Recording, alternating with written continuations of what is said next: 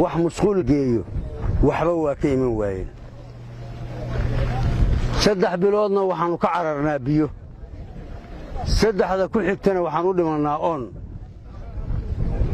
si taa aan uga bogsoonno lacagina mushkilad bay noqotay lacagi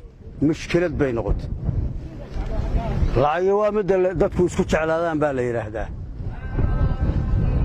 maanta ka codsan mayno dawladda reer Jabuuti iyo madaxweyne Ismaaciil Umar Geele midna lacag ka codsan mayno laakiin waxaan codsanaynaa birta culusaan codsanaynaa waxaan jitaabiyey biyaha fatahaadda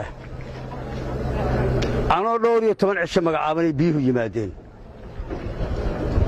bal si wax looga barto niman ganacsatada xoogaa lacag hayay oo lacagtii walaalahaya Soomaaliland ay soo dhiibeen lacag 400 kun oo ka dambeysay iyo lacag ganacsato reer Hiiraanihi ururiyeen oo $130 kun oo dollar shantaa 130 kun baa lahayd lacagtan wax ku qabanaan ku yiri way ga aqbaleen wax badan aan ka fi 13 cisho miya tolow baan biyo hor taagnay annagoo xilliga aan bilowno uu yahay xilli daadadkii iyo fatahaadii iyo kiliyadiiba ay soo baxeen waxaan rajo badan ka qabay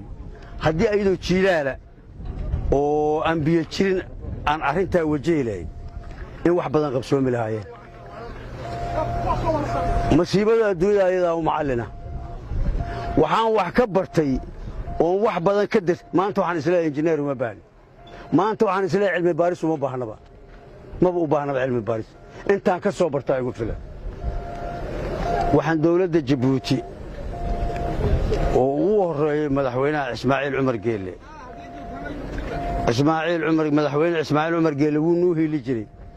waad noo heli jirtay maanta noo heli jeeb wax galaa dad waa diloodeen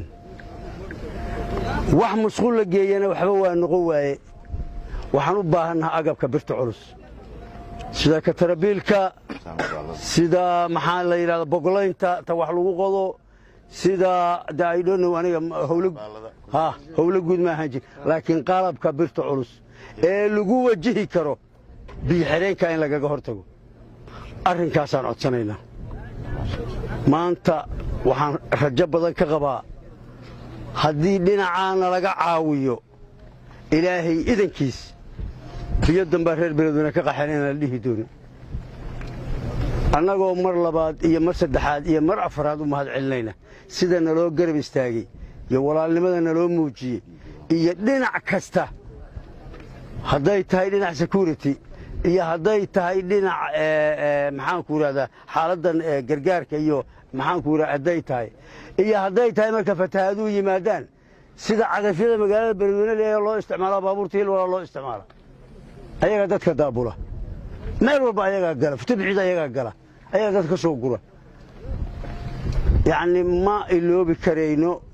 waana wax taariikhda galay waxaan mar labaad iyo mar saddexaad codsanaynaa maanta arrinta birta culus in laga caawiyo aad iyo aad u mahadsantiin salaamu calaykum waraxmatullaahi wabarakaatuh